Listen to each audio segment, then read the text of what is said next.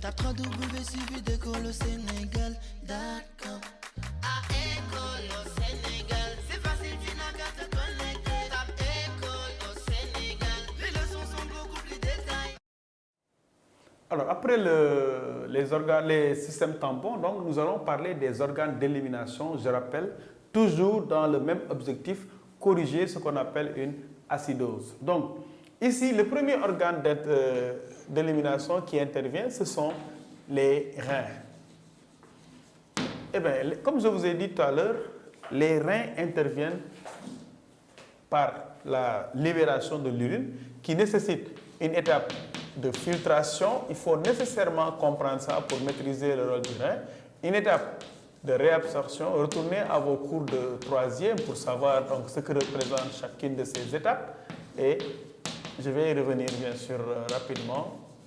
Et la dernière étape qui est la sécrétion. Eh bien, c'est simple. En cas d'acidose, donc en cas d'acidose, eh bien, les reins réabsorbent. Réabsorption de Na+ et de HCO3-. Et élimination des ions H+ dans l'urine. Donc, conséquence, on aura une urine acide. Donc, vous voyez pourquoi, tout à l'heure, j'ai parlé d'organes d'élimination. Donc, les organes d'élimination, c'est tellement facile à comprendre.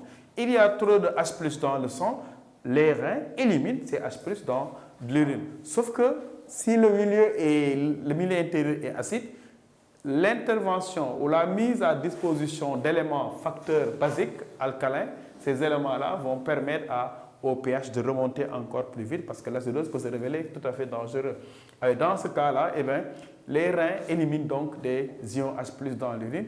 Je rappelle que la réabsorption est une étape clé dans la formation de l'urine qu'on qualifie de l'urine définitive. Donc là, l'élève doit comprendre que c'est très simple. En cas d'acidose, les reins, après avoir filtré donc, le sang, évidemment H+ va passer, c'est une molécule, c'est très petit les ions H+, donc ça va passer à travers donc, la capsule de Bowman et se retrouver dans ce qu'on appelle l'urine primitive. Maintenant, le rein a le choix. En cas de besoin, évidemment, tout ça est contrôlé de façon très, très minutieuse. Eh bien, le rein reprend des ions Na+, qui étaient éliminés. C'est surtout si le seuil est atteint. L'ion hydrogène-carbonate, qui est aussi repris parce que c'est des facteurs d'élévation du pH du sang. Par contre, l'ion H+ va être dangereux parce que c'est un cas d'acidose. L'ion H+ va être éliminé dans l'urine. Voilà pourquoi une personne qui a une acidose aura un pH, n'est-ce pas, acide. C'est pour ça que l'alimentation, la maîtrise de l'alimentation est importante parce que au-delà de ces problèmes dont je parlais tout à l'heure, comme l'insuffisance respiratoire, il peut s'agir également d'un problème dans l'alimentation. Donc voilà comment interviennent les reins. Le deuxième élément qui intervient, à part les reins, donc, ce sont les poumons. Donc les poumons éliminent, comme vous le savez, deux gaz. Le premier gaz, c'est le CO2, le gaz carbonique, et le second, c'est la vapeur d'eau. Qu'est-ce qui se passe là en cas d'acidose? Donc, en cas d'acidose, je vous ai dit tout à l'heure qu'il y a élimination, il y a accumulation dans le milieu de CO2 dans le corps humain, donc partout. Eh bien, ce CO2, c'est comme si le corps va trouver un moyen d'éliminer le H+, parce que le CO2 accumulé va se combiner avec l'eau. Et nous avons vu tout à l'heure que le CO2 combiné à l'eau donne l'acide carbonique. L'acide carbonique, c'est H2CO3. Ce même élément sera transporté jusqu'au niveau des poumons. Qu'est-ce qui va se passer là-bas? Eh bien, il y a ceci. Donc, je vais remettre l'équation. Donc, HCO3 plus H+, CO3-. Ce que l'élève doit comprendre, je mets le sens ici, 1, sens 1, sens 2, sens 2.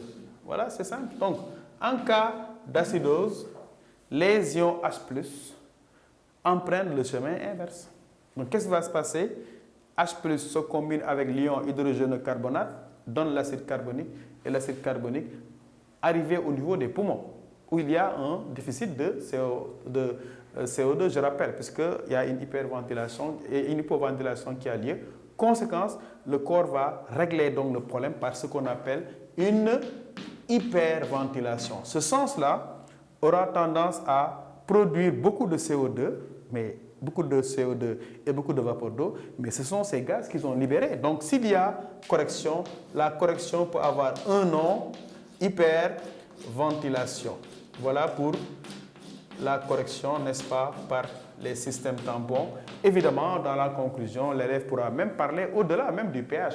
L'élève peut être général et dire, par exemple, qu'en cas d'acidose, d'alcalose, mais globalement, en cas de perturbation des paramètres constants du milieu intérieur, que sont par exemple la pression osmotique, que sont la glycémie ou encore la température, le corps fait intervenir des mécanismes qui permettent de réagir pour ramener donc le paramètre à sa valeur normale ou à ses valeurs normales. Donc voilà pour ce sujet et voilà pour donc la révision sur le milieu intérieur. Comme d'habitude, après ce sujet-là que j'ai traité en détaillant, je vais vous proposer un sujet sur la régulation de la glycémie que je vais vous montrer, donc, n'est-ce pas, de façon beaucoup plus brève pour vous laisser à la maison faire le même modèle que celui que je viens de traiter. Donc, comme d'habitude, après avoir fait un sujet d'étude détaillé où j'ai parlé de méthodologie, là, je vous propose un sujet pour vous, c'est-à-dire un sujet sur lequel je passe en vrac, mais sur ce sujet, donc, je vous laisse vous reprendre toutes les consignes que j'ai pu donner dans le sujet d'application, si je peux l'appeler comme ça. Et ce sujet-là concerne l'autre thème, donc, concernant l'intégrité de l'organisme, à savoir la régulation de la glycémie. Et comme je dis toujours, première étape, faites votre lecture-compréhension. Après avoir donné une cause possible d'hyperglycémie, vous voyez, je l'ai bâti sur le même modèle que le sujet du bac S2 2008. Donc l'élève doit d'abord, après son introduction, c'est toujours la règle. En SVT, il faut une introduction en maîtrise de connaissances. L'introduction, vous pouvez choisir le même modèle que tout à l'heure sur la régulation du pH. L'élève doit faire donc un développement. Et comme je l'ai dit tout à l'heure, dans le développement, respectez les consignes. Respectez les consignes du sujet qui vous dit clairement, dans un premier temps, d'abord, donnez un facteur d'hyperglycémie. Un facteur autrement dit, même chez une personne non diabétique, un facteur d'hyperglycémie, c'est important à connaître, notamment pour les personnes diabétiques, c'est quelque chose qui peut augmenter la glycémie, mais c'est évidemment une alimentation riche en glucides. Donc, après un repas, par exemple, copieux, après un repas copieux, eh bien, la digestion va permettre à l'organisme de recevoir donc une bonne dose de sucre, c'est étant entendu que en terminale, il faut faire la différence entre les sucres. Le mot sucre, c'est en biochimie les oses. Chaque élément de notre alimentation a des sucres précis. C'est vrai que nous connaissons plus le saccharose. Le saccharose, c'est le sucre qu'on a dans la canne à sucre, c'est celui qui est utilisé au Sénégal notamment pour le sucre, mais dans pratiquement tous les aliments, il y a des sucres. On ne met pas de sucre dans les fruits parce qu'ils le sont déjà. Pourquoi? Parce que les fruits contiennent un sucre qu'on appelle le fructose. Vous avez entendu parler du lactose. Le lactose, c'est le sucre qui est présent dans le lait. Il y a du sucre qui est présent, par exemple, dans le malt, ce qu'on appelle le maltose. Il y a du galactose.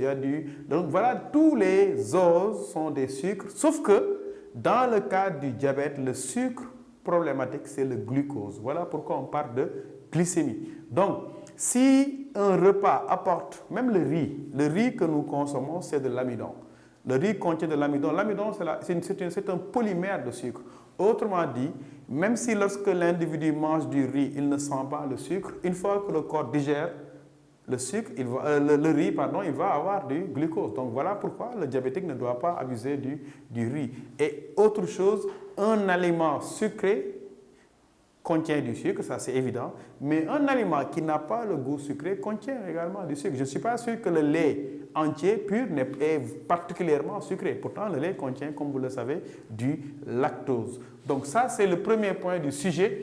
Le deuxième point que je vous demande de développer également comme test, c'est comment intervient le système hormonal. Eh bien, qu'est-ce qui va intervenir en cas d'hyperglycémie? Mais le système hypoglycémien. Le système hypoglycémien, c'est le système qui fait baisser la glycémie. Et ici, pourquoi le diabète existe? Parce qu'il y a une seule hormone hypoglycémiante. C'est difficile de parler d'une maladie causée par exemple, une baisse, une baisse exagérée de la glycémie, parce que dans le cas du système hyperglycémien, si le glucagon ne fait pas le travail, l'adrénaline est là pour intervenir, l'hormone de croissance est là pour intervenir, le cortisol est là pour intervenir. Mais dans le cas d'une hyperglycémie, une seule hormone est responsable de la correction. Cette hormone, c'est l'insuline. Je pense que vous avez appris l'insuline et compris donc que l'insuline, c'est une hormone qui est protéique d'environ 51 acides aminés, qui est fabriquée par les îlots de Langerhans, précisément par les cellules bêta des îlots de Langerhans du pancréas. Donc l'insuline, qui est ici l'hormone intervenante, va agir au niveau de 3 cibles. La première cible, c'est le foie. La deuxième cible, c'est le tissu adipeux.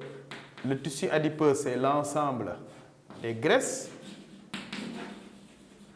Et la troisième cible, ce sont les muscles. Voilà les cibles de l'insuline. Et c'est à l'élève de comprendre que l'insuline va agir au niveau des cibles pour ce que je vous ai dit. Un excès dans le corps, soit il faut combiner l'élément, le stocker quelque part, ou bien il faut l'éliminer. Donc, au niveau du foie, l'insuline va stimuler le stockage du glucose sous forme de glycogène. C'est pour ça ce que fait l'insuline au niveau du foie, on l'appelle glycogénogenèse. Au niveau du tissu adipeux, c'est pour ça que surtout chez les enfants, quand un enfant mange trop de sucre ou d'éléments lipidiques, il gagne du poids parce que justement, même si ce n'est pas visible, le sucre est transformable entre guillemets en tissu adipeux grâce à un processus qu'on appelle l'hypogénèse. Donc après la glycogénogenèse, il y a ici ce qu'on appelle la lipogénèse. Cette même glycogénogenèse est observée au niveau du muscle. Vous savez que le muscle a besoin de glucose, notamment pour la contraction et la régénération de l'ATP, par ce qu'on a appelé la glycolyse suivie de la fermentation et de la respiration. Donc voilà comment l'insuline va faire baisser la glycémie qui avait augmenté, parce qu'on a parlé d'hyperglycémie, en faisant donc ces 3 actions au niveau de ces 3 cibles. Enfin, l'élève, comme tout à l'heure, proposera une brève conclusion qui peut être une forme de bilan pour être. Donc je vous laisse à la maison utiliser ce sujet comme exemple d'application et ne pas oublier ce que j'ai dit. Le plan que je viens de vous dérouler est un plan qui est issu du sujet. C'est le sujet qui vous donne la consigne. Donc voilà pour ces épreuves sur ce qu'on appelle l'intégrité de l'organisme. Suivi d'école au Sénégal,